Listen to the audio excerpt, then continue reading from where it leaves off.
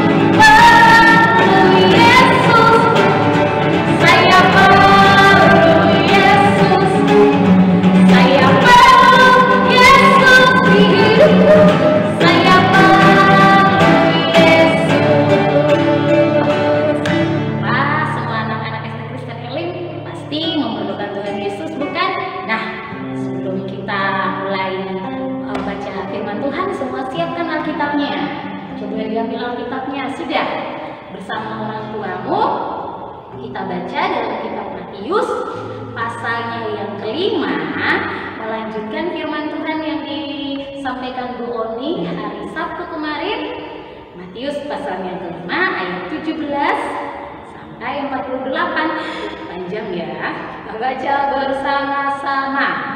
1, 2, 3. Yesus dan hukum Taurat. Janganlah kamu menyangka bahwa aku datang untuk meniadakan hukum Taurat atau kitab para nabi.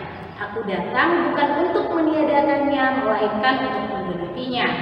Karena aku berkata kepadamu, sesungguhnya selama belum lenyap langit dan bumi ini, satu iota atau satu titik pun tidak akan ditiadakan dari hukum Taurat sebelumnya terjadi. Karena itu, siapa yang meniadakan salah satu perintah hukum Taurat, sekalipun yang paling kecil, dan mengajarkannya demikian kepada orang lain, ia akan menduduki tempat yang paling rendah di dalam kerajaan surga. Tetapi siapa yang melakukan dan mengerjakan segala perintah hukum Taurat, ia akan menduduki tempat yang tinggi di dalam kerajaan surga. Maka aku berkata kepadamu, jika hidup keagamaanmu tidak lebih benar daripada hidup keagamaan ahli-ahli Taurat dan orang-orang Farisi, sesungguhnya kamu tidak akan masuk ke dalam kerajaan surga. Kamu telah mendengar yang difirmankan kepada nenek moyang kita, janganlah membunuh. Siapa yang membunuh harus dihukum. Tetapi aku berkata kepadamu, setiap orang yang marah terhadap saudaranya harus dihukum. Siapa yang berkata kepada saudaranya kafir harus dihadapkan ke mahkamah agama, dan siapa yang berkata jahil harus diserahkan ke dalam neraka yang menyala-nyala. Sebab itu, jika engkau mempersembahkan persembahanmu di atas mezbah, dan engkau teringat akan sesuatu yang ada dalam hati saudaramu terhadap engkau, tinggalkanlah persembahanmu di depan mezbah itu, dan pergilah berdamai dahulu dengan saudaramu. Lalu kembalilah untuk mempersembahkan persembahan itu. Segeralah berdamai dengan lawanmu selama engkau bersama-sama dengan dia di tengah jalan, supaya lawanmu itu jangan menyerahkan engkau kepada hakim, dan hakim itu menyerahkan engkau kepada pembantunya, dan engkau dilemparkan ke dalam penjara. Aku berkata kepadamu, sesungguhnya engkau tidak akan keluar dari sana sebelum engkau membayar hutangmu sampai lunas. Kamu telah mendengar firman jangan berzina. Tapi aku berkata kepadamu, setiap orang yang memandang perempuan serta menginginkannya sudah berzina dengan dia di dalam hatinya. Maka jika matamu yang kanan menyesatkan engkau, cungkilah dan buanglah itu. Karena lebih baik bagimu jika satu dari anggota tubuhmu binasa daripada tubuhmu dengan utuh dicampakkan ke dalam neraka. Dan jika tanganmu yang kanan menyesatkan engkau, penggalah dan buanglah itu. Karena lebih baik bagimu jika satu dari anggota tubuhmu binasa daripada tubuhmu dengan utuh masuk neraka. Telah difirmankan juga, siapa yang menceraikan istrinya harus memberi surat cerai kepadanya. Tetapi aku berkata kepadamu, setiap orang yang menceraikan istrinya kecuali karena zina, ia menjadikan istrinya berzina, dan siapa yang kawin dengan perempuan yang menceraikan, ia berbuat zina. Kamu telah mendengar pula yang difirmankan kepada nenek moyang kita, jangan bersumpah palsu, melainkan peganglah sumpahmu di depan Tuhan. Tetapi aku berkata kepadamu, janganlah sekali-kali bersumpah, baik demi langit, karena langit adalah takhta Allah, maupun demi bumi, karena bumi adalah tumpuan kakinya, ataupun demi Yerusalem, karena Yerusalem adalah kota raja besar. Janganlah juga engkau bersumpah demi kepalamu, karena engkau tidak berkuasa memutihkan atau menghitamkan sehelai rambut pun. Jika ya, hendaklah kamu katakan ya. Jika tidak, hendaklah kamu katakan tidak. Apa yang lebih daripada itu berasal dari si jahat. Kamu telah mendengar firman mata ganti mata, gigi ganti gigi. Tetapi aku berkata kepadamu, janganlah kamu melawan orang yang berbuat jahat kepadamu, melainkan siapapun yang menampar pipi kananmu, berilah juga kepadanya pipi kirimu. Dan kepada orang yang hendak mengadukan engkau karena mengingini bajumu, serahkanlah juga jubahmu. Dan siapapun yang memaksa engkau berjalan sejauh 1 mil, berjalanlah bersama dia sejauh 2 mil. Berilah kepada orang yang meminta kepadamu, dan janganlah menolak orang yang mau meminjam daripadamu. Kamu telah mendengar firman, kasihilah sesama manusia dan bencilah musuhmu. Tetapi aku berkata kepadamu, kasihilah musuhmu dan berdoalah bagi mereka yang menganiaya kamu. Karena dengan demikian kamu menjadi anak-anak Bapamu yang di surga, yang menerbitkan matahari bagi orang jahat dan orang yang baik, dan menurunkan hujan bagi orang yang benar dan orang yang tidak benar. Apabila kamu mengasihi orang yang mengasihi kamu, apakah upahmu? Bukankah pemungut cukai juga berbuat demikian? Dan apabila kamu hanya memberi salam kepada saudara-saudaramu saja, apakah lebihnya daripada perbuatan yang lain? Bukankah orang yang tidak mengenal Allah pun berbuat demikian? Karena itu, haruslah kamu sempurna, sama seperti Bapamu yang di surga adalah sempurna. Nah, anak-anak, kita sudah belajar di dalam Matius pasal 5 ayat 17 sampai 48.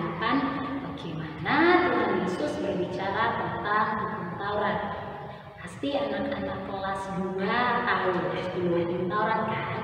Nah, di dalam sini hari ini Miss Evi mau bagikan buat anak-anak adalah kalau di perjanjian lama ketika kamu berbohong, kamu sudah mengatakan kata-kata bohong, itu baru namanya dosa. Tapi di perjanjian baru berbeda. Ketika kamu baru memikirkan di dalam hatimu saja, di dalam pikiranmu, bentar aku mau bohong sama mama, sama papa, Alkitab bilang itu sudah sebuah dosa. Karena Tuhan melihat ke dalam hati kita. Ketika yang kita lakukan itu, walaupun mama dan papa lihatnya, anakku manis ya, sikapnya baik, nggak nakal.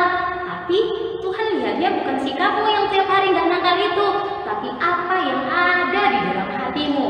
Karena itu yang harus kita perhatikan baik-baik adalah bagaimana kita menjaga hati kita. Kamu tadi sudah membaca firman Tuhan sepanjang itu pasal-pasalnya.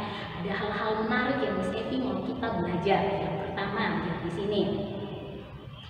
Di mana ini? Ayat 43. Kamu telah mendengar firman, kasihilah sesama manusia dan bencilah musuhmu.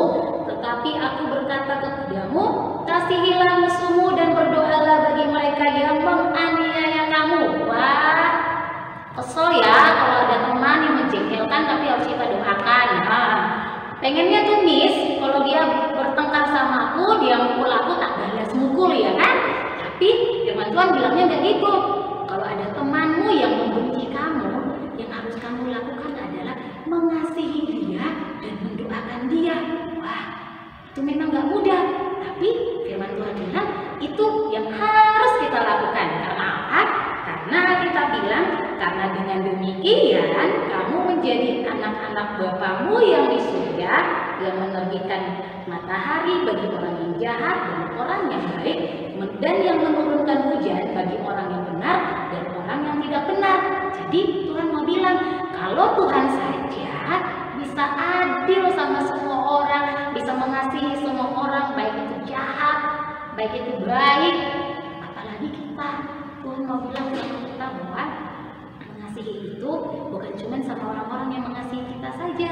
Jadi menjadi orang yang baik itu bukan cuma sama-sama dengan yang baik sama kita, tapi musuh sekalipun, orang yang menjengkelkan sekalipun, bahkan temanmu yang paling kamu gak suka, kamu harus tetap mengasihi dia. Karena itu yang Tuhan Yesus mau.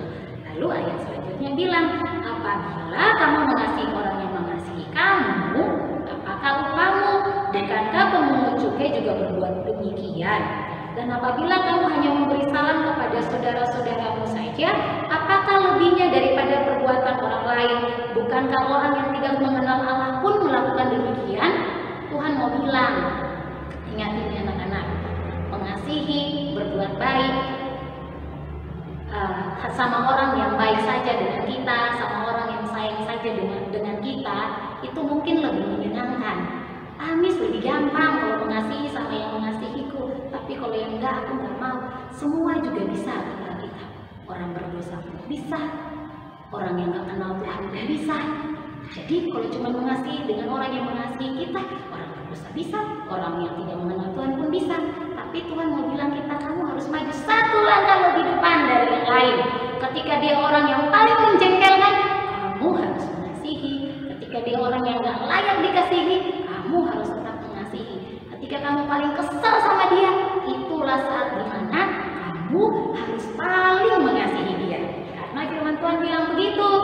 Dan ini bukan kata Miss Evi ya, Alkitab yang bilang. Karena itu Miss Evi harap anak-anak kelas 1 sampai kelas 6 hari ini kita belajar bahwa Tuhan menilai hati. Dan Tuhan ingin kita mengasihi semua orang seperti Tuhan Yesus mengasihi setiap kita. Jangan memilih-milih teman atau jangan memilih siapa yang harus dikasihi. Tapi siapapun itu, dia harus kita kasihi. Demikian cerita firman Tuhan Miss Evi. Yang paling terakhir, Miss Evi hampir lupa. Semua itu cuma bisa ketika Roh Kudus bekerja di dalam hati anak-anak. Roh Kudus yang manis, tolong aku menuruti firman Tuhan. Nah,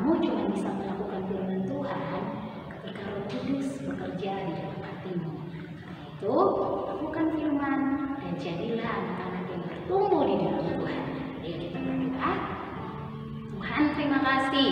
Hari ini kami belajar bagaimana mengasihi seperti Tuhan Yesus mengasihi. Karena kami tahu Tuhan melihat ke dalam hati kami. Karena itu Tuhan tolong kami, Roh Kudus tolong kami, biar kami mampu melakukan firman-Mu seperti yang Engkau mau. Terima kasih Bapa. Kami akan memulai proses belajar mengajar hari ini. Roh Kudus yang pimpin dan berikan hikmat kepada semua anak-anak SD Kristen Elim dari kelas 1 sampai kelas 6. Juga semua guru-guru yang ada, Tuhan tolong biar kami semua dengan memberi yang terbaik buat Tuhan dalam kami melayani setiap anak-anak didik kami. Ibu Susi pun kami serahkan dalam tangan Tuhan, dan terus berikan pemulihan, kesehatan, dan kekuatan. Terima kasih Tuhan Yesus, kami serahkan hari